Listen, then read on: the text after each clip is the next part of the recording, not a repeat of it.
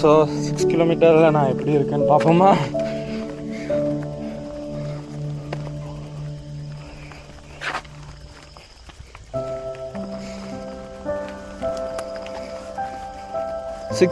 Six இல்லை guys, 6 இல்லை, nearly ஒரு 10 அரவுண்ட் இருக்கும்னு நினைக்கிறேன். ஏன்னா நான் ஸ்டார்டிங் 4 கிலோமீட்டர்ஸை வந்து ஸ்டார்வா போடாமல் பார்த்துட்டு வந்துட்டேன்.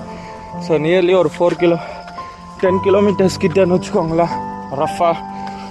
ஸோ 10 கிலோமீட்டர்ஸ் கழிச்சு நான் எப்படி இருக்கேன்னு இனி கேமராவில் பார்ப்போமா? ஸோ சைக்கிள் அதோ அந்த இடத்துல போட்டுடலாம். ஏன்னா இங்கே ஸ்லோப்பாக இருக்குதுனால இங்கே விட்டோன்னா கண்டிப்பாக சைக்கிள் வந்து கீழே வேணும். கொஞ்சம் ஃப்ளாட்டாக இருக்குது. ஸோ நிப்பாட்டிட்டு பார்ப்போம். பார்த்தீங்களா எவ்வளோ மேடாக இருக்குதுன்னு.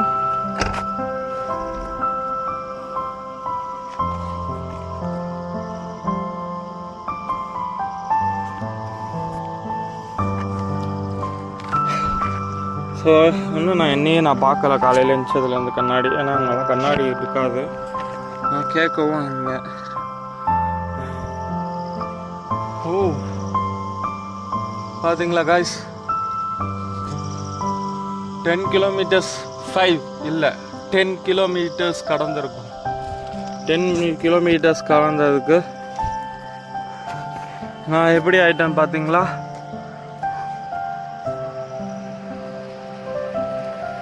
கோல் ஸ்னாப் எடுத்துக்கோ சொன்னா இதா ஸ்னாப் எடுத்தினா என்னோட எதுலையாச்சும் போட்டு தம்ப்நெயில்லையோ எதுலையாச்சும் போட்டுக்கலாம். போக போக எது ட்ரெயின் ஆகுதோ அதை பார்த்து செலக்ட் பண்ணி தம்ப்நெயிலில் வச்சுக்கோ. ஆனால் அச்சீவ் பண்ணி ஆகுறோம் காய்ஸ்.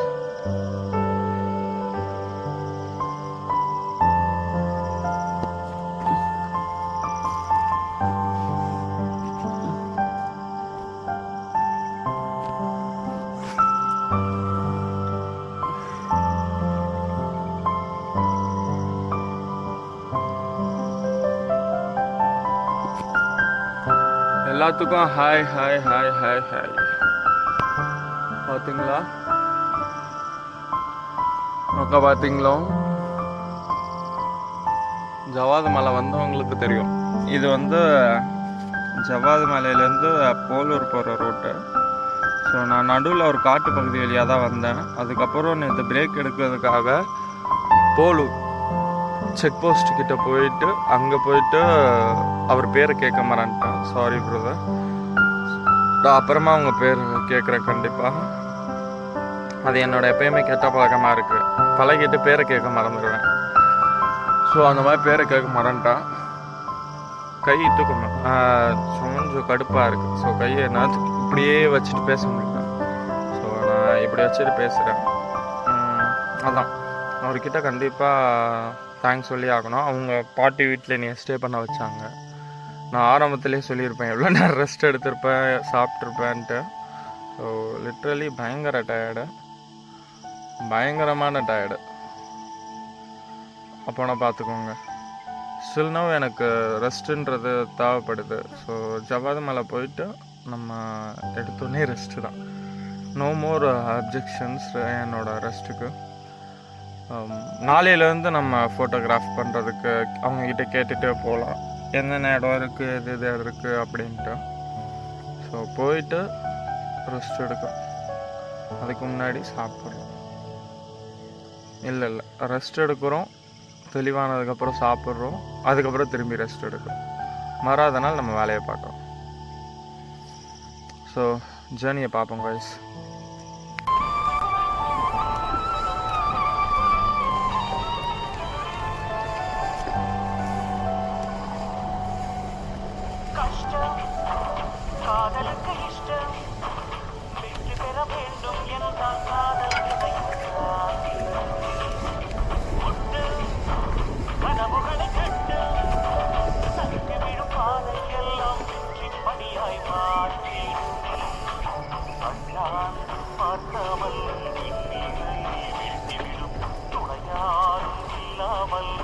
எல்லோரும் கேட்டாங்க கைஸ், சைக்கிளில் பர்வத மலை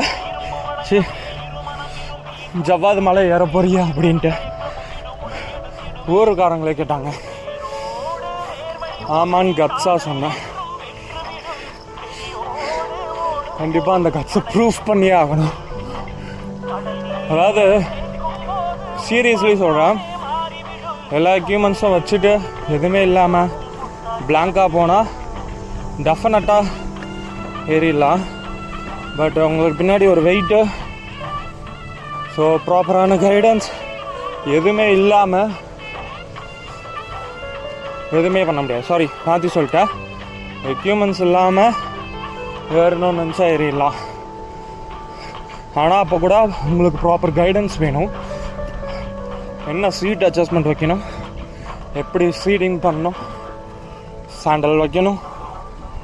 ஸோ இதெல்லாம் நாலேஜாக தெரிஞ்சுட்டு போனீங்கன்னா தான் நீங்கள் சர்வே பண்ண முடியும், இல்லாட்டி முடியாது. நான் எல்லாத்தையும் ப்ராப்பராக கேட்டுட்டு போகிறேன். ஸோ பேக்ரவுண்டில் சாங் ஓடுது. சாரிகாமா கார்வா, நான் உங்கள் ப்ராடக்டை வாங்கி பாட்டு கேட்டுட்டு போகிறேன்.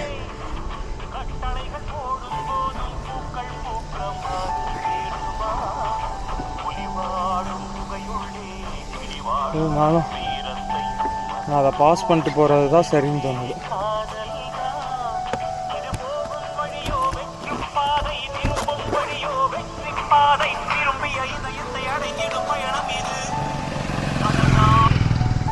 அதாவது எந்த ப்ராப்பர் கைடன்ஸும் இல்லாமல் இந்த மாதிரி வீர சாகசம்லாம் பண்ணிடாதீங்க யாரும்.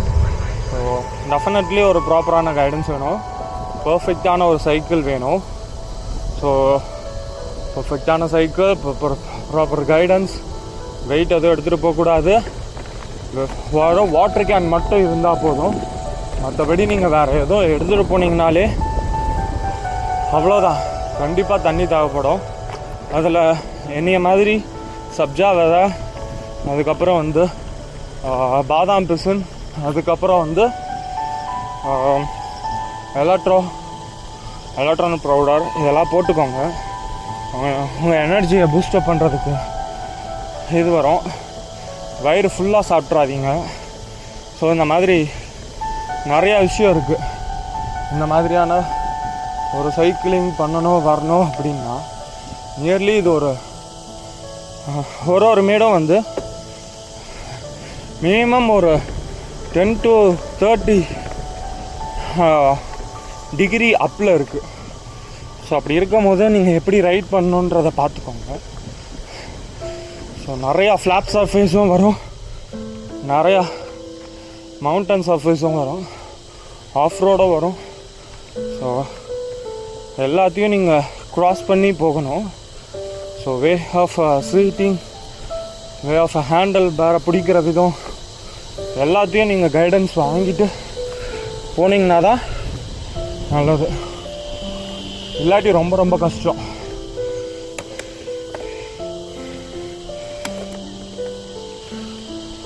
ப்ராப்பராக இருக்கணும் எல்லாமே. ஸ்பேருக்கு ஸ்பேர் டியூப்ஸ் டெஃபினெட்லி வேணும், பஞ்சர் கிட் டெஃபினெட்லி வேணும். இதெல்லாம் இல்லாமல் இந்த மாதிரியான ஒரு ட்ரிப்பை இது பண்ணாதீங்க. ஸோ இங்கே நிறைய பேர் சைக்கிளிங் வரேன்னு சொல்லியிருக்காங்க. பட் என்னைய மாதிரியான ஒரு லாங் ட்ரிப் அடித்து சைக்கிளிங் வருவாங்களான்னு தெரில. சைக்கிள்லேயே அவங்க எல்லாருமே வந்து காரில் வந்துட்டு போவாங்கன்னு சொல்லியிருக்காங்க. பட் நம்ம ஓவரால் தமிழ்நாட்டையே சைக்கிள்லேயே ட்ரிப் அடிக்கிறதுனால நிறைய விஷயம் தேவைப்படும். ஸோ ப்ராப்பராக பண்ணுங்கள், கைடன்ஸோடு பண்ணுங்கள். இன்கேஸ் நம்ம எல்லாம் பண்ணுறதா இருந்தால் முடிஞ்ச அளவுக்கு இப்படியெல்லாம் கஷ்டப்பட்டு சைக்கிளிங் பண்ணணும் இல்லை. சைக்கிளிங் சீரியஸாக பிடிச்சதுன்னா கொஞ்சம் கொஞ்சமாக ஸ்டெப் பை ஸ்டெப்பாக வாங்க. நானே நிறையா சைக்கிள் ஓட்டினதுக்கப்புறம் தான் இந்த சைக்கிள் ஓட்டியிருக்கேன். நிறையா ரோட்டில் ஓட்டினதுக்கப்புறம் தான் இந்த ரோட்லேயே வந்திருக்கேன். ஸோ ட்ரைனிங் இல்லாமல் எதுவுமே பண்ணாதீங்க.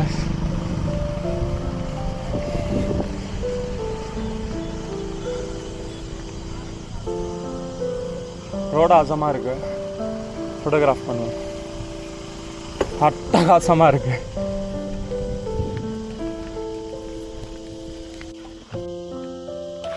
மோஸ்ட் ஆஃப் டைம் நான் வீடியோ எடுத்துகிட்டு பேச மாட்டேன். பிகாஸ் இதை நான் வாயில் வச்சுட்டே போவேன். டீஹைட்ரேட் ஆகாமல் கொஞ்சம் கொஞ்சமாக குடிப்பேன்.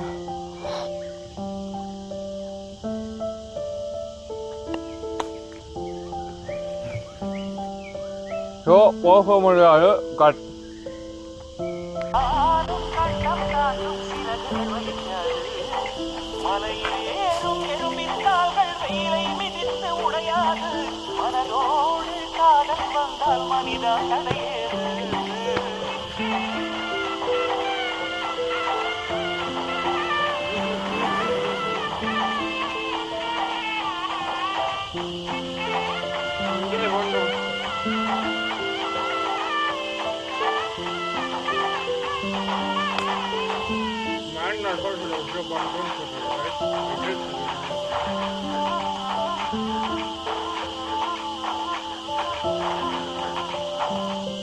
இப்படி போறாங்க.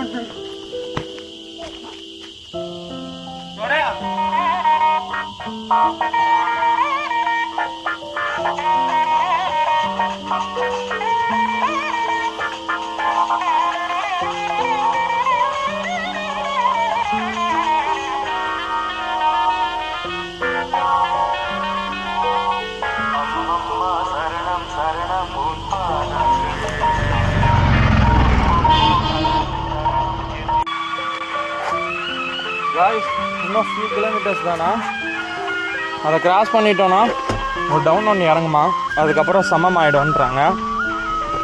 பார்ப்போம் சமமாகுதா இல்லை நம்ம சமமாகிறோம், நம்ம ஏதாச்சும் சமாதானம் ஆகுறோமான்ட்டு.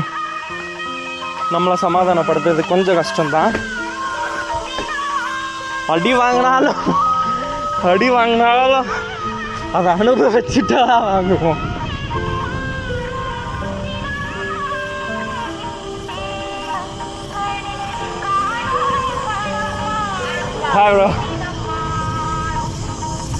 வர வழியில் போகிற வழியிலல்ல அப்பப்போ இந்த மாதிரி சியர் அப்ஸ் கிடைக்கும், இந்த மாதிரி பூஸ்டப் ஆகிக்கணும் அப்பப்போ.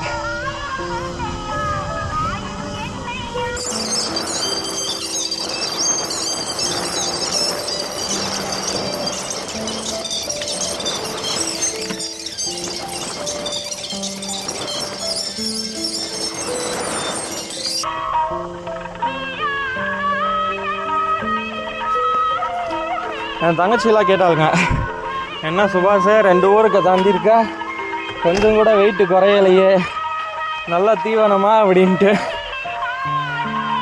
இப்போ குறைஞ்சிரும், வருத்தப்படாத, மொத்தமாக குறைஞ்சிரும்னு நினைக்கிறேன். ஏன்னா அவ்வளோ இருக்கு. இப்போ தானே ஸ்டார்ட் பண்ணி 1-2% தான் நான் கிராஸ் பண்ணியிருக்கேன்னு நினைக்கிறேன், நான் என்னோடய ட்ரிப்போட கணக்குப்படி. ஸோ ட்ரிப்போட 1-2% நான் இந்த மாதிரியான ஒரு ஃபேஸிங் பண்ண இருக்கேன் பாருங்க.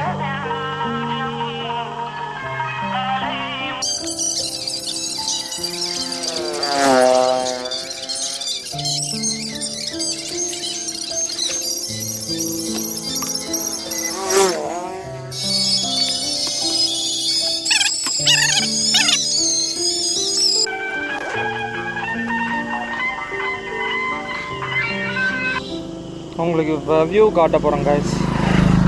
நம்ம எவ்வளோ தூரம் கடந்து வந்திருக்கோன்றதை பார்க்குறீங்களா?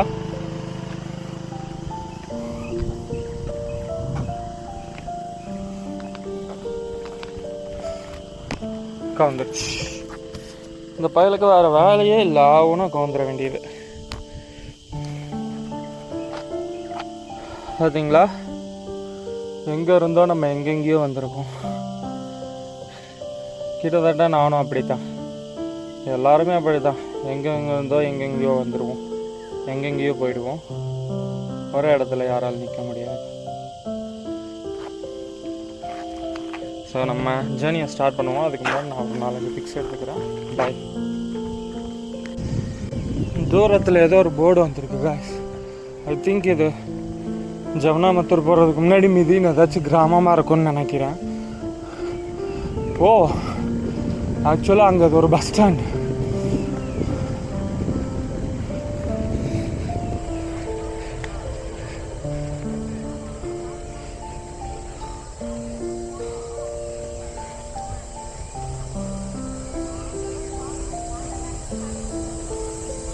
ஏதோ ஒரு ஊர் இன்னும் 17 கிலோமீட்டர் இருக்குது. அத்திப்பட்டி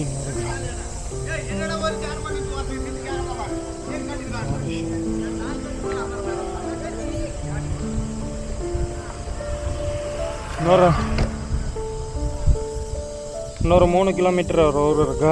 4 கிலோமீட்டர் ஊர் இருக்குது. நம்ம ஆல்மோஸ்ட் நிறைய விஷயத்தை ரீச் பண்ணிட்டோம்.